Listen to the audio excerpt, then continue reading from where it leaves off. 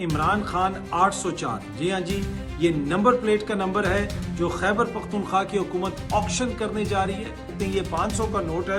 एक तरफ शहबाज शरीफ साहब की तस्वीर बनी हुई है और एक तरफ कायद आजम साहब की तस्वीर बनी हुई है और लिखा हुआ है ऊपर फ्रॉम 47 टू फॉर्म 47। ये थैंक्स टू मोदी साहब, Pakistani thunder fighter jet air forces are lining up to bye.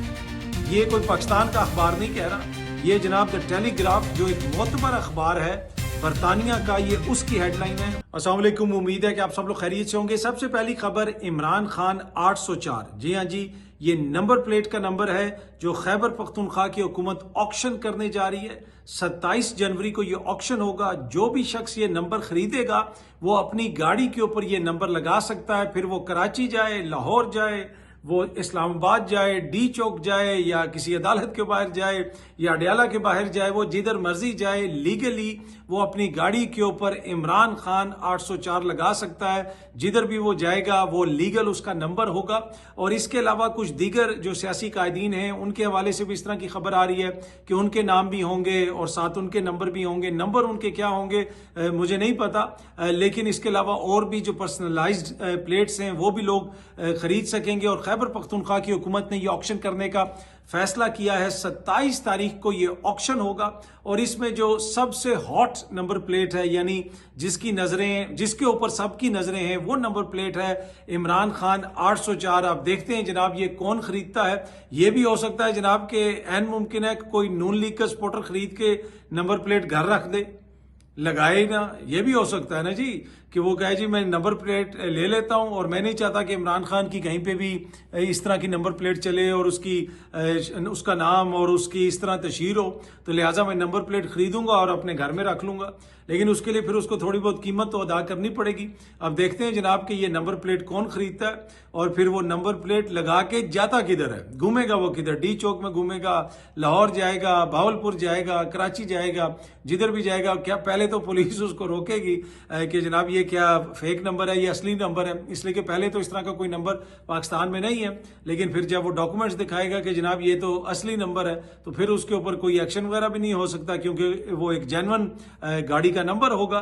तो अब बड़ा क्वेश्चन यही है कि जनाब ये नंबर प्लेट कौन खरीदेगा और उसको खरीदने के बाद वो किस गाड़ी पे लगाता है। ये फिर आने वाले जो है चंद दिनों में सूरत-ए-हाल क्लियर होगी।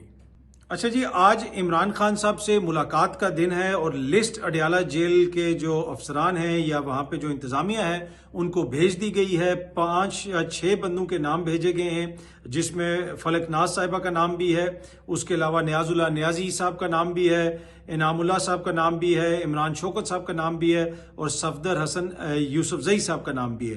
तो अब देखते हैं जनाब कि आज इमरान खान साहब की मुलाकात होती है या नहीं होती, लेकिन चांस कम ही है कि इमरान खान साहब की आज भी मुलाकात हो सकेगी। अच्छा जी, आज मुल्क भर में इंटरनेट की सर्विस बंद होने के हवाले से खबरें आती रहीं, लेकिन पीटीए ने इसकी वजाहत की है कि 15 जनवरी को मुल्क भर में इंटरनेट सर्विसेज मुकम्मल तौर पर फ़ाल रहेंगी, वो बंद नहीं होंगी। इस हवाले से जो खबरें फैलाई जा रही हैं उनमें सदाकत नहीं है। अच्छा, एक तरफ ये खबर है, दूसरी तरफ मैं देख रहा था कि ट्विटर के ऊपर इकरारुल हसन साहब ने एक ट्वीट की हुई है। सहाफ़ी हैं महविश कमस खान साहिबा, उन्होंने लिखा हुआ है कि 15 जनवरी को मुमकिन इंटरनेट जो सर्विस है उसमें तातुल हो सकता है और मुरम्मत का कुछ काम वगैरह होना है। लेकिन उसके ट्वीट के ऊपर जो ट्वीट है वो बड़ी इंपॉर्टेंट है, वो है इकरारुल हसन साहब की। उन्होंने कहा हुआ है कि जी 15 जनवरी ठीक 2 बजे हम अपनी तहरीक का ऐलान करने जा रहे हैं। जी हाँ जी, आज इकरारुल हसन साहब गालिबन किसी प्रेस कॉन्फ्रेंस से खिताब भी करेंगे और उसमें यही बताया जा रहा है कि वो अपनी पॉलिटिकल पार्टी लॉन्च करने जा रहे हैं। तो जो इंटरनेट सर्विस के मुअत्तल होने की खबरें आ रही हैं, इकरार भाई उसके ऊपर क्वेश्चन कर रहे हैं कि आज तो हम अपनी तहरीक का ऐलान करने जा रहे हैं। अगरचे कि पीटीए ने इंटरनेट सर्विसेज तातुल की इन खबरों को बेबुनियाद करार दिया है। सवाल यह है कि यह खबर किसने फैलाई और उसके मकासद क्या थे। जनाब, आज तो उनकी पार्टी लॉन्च होने जा रही है, उनकी तहरीक लॉन्च होने जा रही है। आज जिसने ये खबर फैलाई, क्या उसने जानबूझ के इकरार भाई की जो इंटरनेट के ऊपर इतनी ज्यादा पॉपुलैरिटी है उसको मुतासर करने की कोशिश की? आई डोंट नो, लेकिन उन्होंने एक वैलिड क्वेश्चन किया है इकरार भाई ने। अच्छा जी, ये खबर गर्दिश कर रही है कि नए नोट आ रहे हैं। हुकूमत पाकिस्तान ने ये फैसला किया है कि नए नोट छपवाए जाएंगे और जिस की बुनियादी वजह यह है कि बहुत सारे लोगों ने घरों में अगर नोट छुपा के रखे हुए हैं तो फिर आके उनको बैंकों में तब्दील करवाना पड़ेगा अपना सारा पैसा, और काला धन जो है वो इस तरह बाहर आ जाएगा। सीनियर सहाफ़ी हैं नजम अली खान साहब, उन्होंने भी ट्वीट किया हुआ है कि काले धन वाले मारे गए। आज वफाकी काबीना को वजारत खजाना की जानिब से स्टेट बैंक ऑफ पाकिस्तान से जारी होने वाले बैंक नोटों के नए डिजाइन के हवाले से ब्रीफिंग दी गई है। इजलास को बताया गया है कि नए करेंसी नोटों को जदीद असरी तकाज़ों के हवाले से डिजाइन किया जा रहा है और इस हवाले से बैनुल-अक़वामी माहिरीन की खिदमात हासिल की गई हैं। वफाकी काबीना ने करेंसी नोटों के नए डिजाइन पर गौर खोज के लिए काबीना कमेटी तश्कील दे दी है। अच्छा, जब ये खबर बाहर आई और इस तरह की खबर सोशल मीडिया पे गर्दिश कर रही थी कि नए करेंसी नोट आ रहे हैं, तो फिर मुख्तलिफ नोट भी सोशल मीडिया के ऊपर शेयर होना शुरू हो गए। ये सामने आप नोट देख सकते हैं, ये 500 का नोट है और इसके ऊपर लिखा हुआ है दौलत पाकिस्तान और कुछ इसी किस्म की बातें लिखी हुई हैं, पाकिस्तान भी साथ लिखा हुआ है। और एक तरफ शहबाज शरीफ साहब की तस्वीर बनी हुई है और एक तरफ कायदे आजम साहब की तस्वीर बनी हुई है और लिखा हुआ है ऊपर फ्रॉम 47 टू फॉर्म 47। लेकिन ये मैं आपसे कंफर्म कर सकता हूं, ये जनाब फेक नोट है। इस तरह का कोई डिजाइन काबीना में नहीं दिखाया गया और ना ही इस तरह का कोई डिजाइन आ रहा है। ये मेरे ख्याल में किसी ने कोई अपने ज़हनी कोई इख्तरा इस्तेमाल की है, वला आलम ऐसी हरकत उसने क्यों की है। और इसके ऊपर लिखा हुआ है कि जी ये 500 का नोट है, नंबर वगैरह भी लिखा हुआ है और कायदे आजम की तस्वीर के नीचे लिखा है फ्रॉम 47 और शहबाज शरीफ साहब की तस्वीर के नीचे लिखा हुआ है फॉर्म 47 के जनाब 47 से 47 तक, 1947 से फॉर्म 47 तक ये 500 का नोट गर्दिश कर रहा है सोशल मीडिया पे। लेकिन ये मैं आपसे कंफर्म कर सकता हूं कि ये फेक नोट है, ऐसा कोई डिजाइन जो है वो शेयर नहीं किया गया हुकूमत के साथ, काबीना के अंदर हुकूमती वज़रा वगैरह के साथ। अच्छा जी, सीनियर सहाफ़ी सोहेल बड़ाइच साहब ने ये कहा है कि मसला सारा बयानिए का है। शहबाज हुकूमत बयानिया बनाने में बुरी तरह नाकाम हुई है और इस्टेब्लिशमेंट को भी इस चीज़ की परेशानी है। अच्छा, बयानिया बनता है डिलीवरी से, बयानिया वैसे नहीं बन जाता और बयानिया फिर उसके लिए थोड़ी सी आपको पॉलिटिकल मेहनत भी करनी पड़ती है। खान साहब की जब हुकूमत का खात्मा हुआ, सुबह शाम उन्होंने जलसे किए, अवाम से एंगेजमेंट की, हर रोज उनकी पॉलिटिकल एक्टिविटी होती थी। इवन के जब उनको गोली वगैरह लग गई और वो बिस्तर पे थे, उधर से भी वो खिताब करते थे और हर चीज में आपको उनका एक पॉलिटिकल जेस्चर नजर आता था। जब उनको गोलियां लगी तो वो बाहर निकले तो उन्होंने हाथ अपना इस तरह ऊपर करके मुक्का बनाया, वो भी एक पॉलिटिकल जेस्चर था। तो आपको मसलसल उसके लिए सियासत भी करनी पड़ती है और फिर उसके लिए डिलीवर भी करना पड़ता है। बयानिया ये नहीं होता कि आप एक सेल बना देंगे और 4 बंदों से मिलेंगे और एक टीम भर्ती कर लेंगे और सोशल मीडिया पे ट्रेंड चल जाएगा और बयानिया बन जाएगा। ऐसे बयानिया नहीं बनता। बहुत सारे लोग इस तरह के दावे करते रहे हैं कि इतना पैसा दे दिया जाए तो मैं सोशल मीडिया पे ये कर दूंगा। कंपनियां कहती हैं जी हम ऐसा कर देंगे वैसा कर देंगे। नहीं, सोशल मीडिया पे वही बयानिया बनता है जो अवाम का बयानिया होता है, आप उसी को लेके चलते हैं। मेजॉरिटी, हाँ छोटी मोटी चीज ऊपर नीचे हो जाती है वक्ती तौर पे। तो मसला ये नहीं है कि शहबाज हुकूमत बयानिया नहीं बना सकी, मसला ये है कि शहबाज हुकूमत डिलीवर नहीं कर सकी। आज 3 साल के बाद किधर खड़ी है हुकूमत, किधर है आपकी एक्सपोर्ट्स, कितनी आम बंदे की जिंदगी बेहतर हुई है, कितनी महंगाई कम हुई है। इस वक्त जो हालत ये है कि सर्दियों के अंदर भी लोड शेडिंग हो रही है। आप इनके दावे देखें, उड़ान पाकिस्तान, इनकी बातें सुने, ये कह रहे हैं कि जनाब हम $60 अरब के ऊपर एक्सपोर्ट्स लेके जाएंगे। भाई सर्दियों में भी आप बिजली पूरी नहीं कर पा रहे क्योंकि बहुत सारी जगहों पे जो बिजली बनती है वो महंगी है, वो आप अफोर्ड ही नहीं कर सकते। तो सर्दियों में आप बिजली जो है वो पूरी नहीं कर पा रहे और आप कह रहे हैं कि आप $60 अरब की एक्सपोर्ट करेंगे। उसके लिए ईंधन चाहिए, उसके लिए फ्यूल चाहिए, सस्ती बिजली चाहिए, सस्ता ईंधन चाहिए, वो कहां से आप लेके आएंगे। तो ये 3 साल के बाद इनकी ये कारकर्दगी है कि सर्दियों में बिजली की लोड शेडिंग शुरू हो गई है। तो बयानिए का मसला नहीं है, मसला कारकर्दगी का है। मैंने पहले भी आपको कहा था कि बड़ी बड़ी तकारीब का इनेकाद करने से, खूबसूरत बसें लाने से, पेंट करने से, इससे बयानिए नहीं बनते। आपको अवाम के लिए डिलीवर करना पड़ता है। अवाम का जो स्टैंडर्ड ऑफ लाइफ है उसको ऊपर लेके जाना पड़ता है। जब तक वो नहीं होगा बयानिया नहीं बन पाएगा। तो ये जो सारी बहस है ना कि जी बयानिया जो है वो चलता है और परफॉर्मेंस मैटर नहीं करती, ये बयानिए की जो बहस है ये असल में एक बयानिया है। ये बयानिया बनाने की ये कोशिश है कि हमारी परफॉर्मेंस बड़ी अच्छी है लेकिन हमसे बयानिया नहीं बन पा रहा। नहीं नहीं नहीं, इस तरह नहीं जनाब, आपकी परफॉर्मेंस 0 है इसलिए आपसे बयानिया नहीं बन पा रहा। ये है हकीकत। अगर परफॉर्मेंस आपकी बेहतर होती तो बयानिया बनाने में कोई इशू ना होता।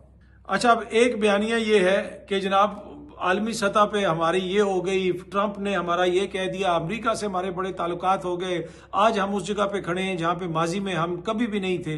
लेकिन दूसरी तरफ हालत ये है कि अमेरिका ने जो 75 ममालिक के ऊपर इमिग्रेंट वीज़ा प्रोसेसिंग की फ्रीज लगाई है, यानी एक तरह से उनको मुअत्तल कर दिया है कि इन ममालिक के शहरियों के इमिग्रेंट वीज़ाज जो हैं वो प्रोसेस नहीं होंगे, उसमें पाकिस्तान भी शामिल है। तो भाई अगर वो इतनी आपकी स्पेशल रिलेशनशिप हो गई है और इतना आप कहते हैं कि आलमी सतह पे हमारा वो स्टेचर हो गया, तो फिर अमेरिका ने आपके जो वीज़ा प्रोसेस है उसको क्यों मुअत्तल किया है? इट मीन्स कि जो दीगर 75 ममालिक हैं, अमेरिका आपको भी उन्हीं की लाइन में रखता है। अमेरिका आपको कोई प्रेफरेंशियल ट्रीटमेंट नहीं दे रहा, आपको उनके ऊपर प्रेफर नहीं करता, आपको भी वो समझता है कि जैसे 75 यानी 74 वो हैं, 75वां पाकिस्तान है, उसमें सोमालिया भी है और बहुत सारे ममालिक हैं। मैं सबके नाम नहीं लेना चाहता, लेकिन खबर ये है कि इनके सफारती महाज पे जो झंडे गाड़े जा रहे हैं, बार बार कामयाबियों का जिक्र किया जा रहा है, लेकिन अब खबर ये आ रही है, पहले यूएई के वीज़ों का मसला आ रहा था, अब खबर ये आ रही है कि अमेरिका में जो इमिग्रेंट वीज़ा प्रोसेसिंग है उसमें पाकिस्तान के शहरियों के वीज़े भी जो प्रोसेस था उसको भी रोक दिया गया है, उसको भी मुअत्तल कर दिया गया है। अच्छा जी, आज सोहेल अफरीदी दोबारा कराची जा रहे हैं। जी हाँ जी, कराची का वो दोबारा दौरा करेंगे। ये एक रोज़ा दौरा है। जब वो दौरा कराची पे गए हुए थे, उनके काफिले में एक नौजवान, गालिबन बिलाल नामी नौजवान शामिल था। उसको मोटरसाइकिल पे कोई हादसा पेश आया था, वो जख्मी हो गया था और उसके बाद फिर अब उसकी डेथ हो गई है। तो उसके घर अफसोस करने, फातिहा पढ़ने के लिए सोहेल अफरीदी आज एक दिन के लिए कराची जा रहे हैं और वो जाके उसके वालिद से मिलेंगे, घर वालों से मिलेंगे और उसका अफसोस करेंगे। तो ये एक रोज़ा दौरा होगा सोहेल अफरीदी साहब का, जो बुनियादी तौर पे सिर्फ जो उनका कारकुन है जिसकी डेथ हुई है उस एक्सीडेंट के अंदर, उसके घर के लिए है ये दौरा, यानी उसके घर वालों से मिलने के लिए, उसका अफसोस करने के लिए वो एक दिन के लिए कराची जा रहे हैं। अच्छा जी, ये जो सामने आपको वीडियो नजर आ रही है, ये कारगिल की वीडियो है, इंडिया की वीडियो, और ये जो लोग बाहर निकले हुए हैं ये जनाब प्रोटेस्ट कर रहे हैं किसके हक में? ईरान की हुकूमत के हक में। और ईरान की हुकूमत कौन गिराना चाहता है? ईरान की हुकूमत गिराना चाहता है इसराइल, और इसराइल का सबसे पक्का दोस्त कौन है? मोदी और इंडिया।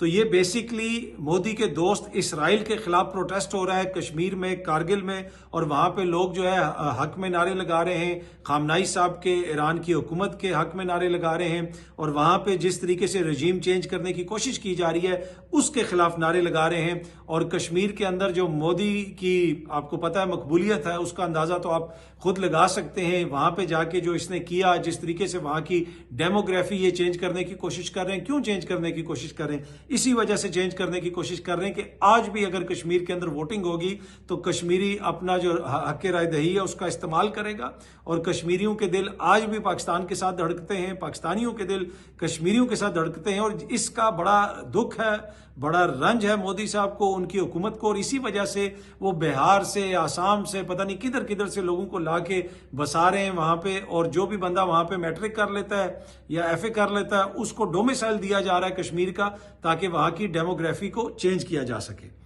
अच्छा, जहां पे हम मोदी साहब की हुकूमत के ऊपर तनकीद करते हैं, भारत की तनकीद करते हैं, वहां पे ये बात भी जरूरी है कि ऑब्जेक्टिविटी का तकाजा है कि जहां पे उनकी तारीफ बनती है हमें उनकी तारीफ भी करनी चाहिए, और जहां पे उनका शुक्रिया बनता है वो हमें उनका शुक्रिया भी अदा करना चाहिए। जी हाँ जी, ये सामने आप देख सकते हैं, ये थैंक्स टू मोदी साहब। अब हालत ये है कि Pakistani thunder fighter jet air forces are lining up to bye.